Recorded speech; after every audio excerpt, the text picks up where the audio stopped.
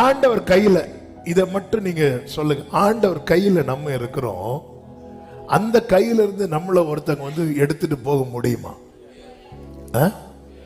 ஏங்க, அவ்வளோ பெரிய பருந்தாகட்டும் கழுகாகட்டும், தன் செட்டையின் கீழே இருக்கிற கோழி தன் குஞ்சுகளை செட்டையின் கீழே வைக்கும் போது அந்த செட்டையின் கழுகு நினைச்சா அந்த கோழியே தூக்கிட்டு போயிடும்.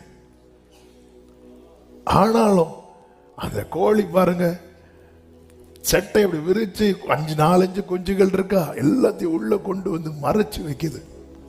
அந்த குஞ்சுகள் காக்கப்படுகிறது. ஒரு ஒரு ஒரு கோழியின் செட்டையின் கீழ் இருக்கிற குஞ்சுகளையே கழுகுக்கோ பருந்துக்கோ தொட முடியலன்னா, சர்வ வல்லவருடைய கரத்தில் இருக்கிற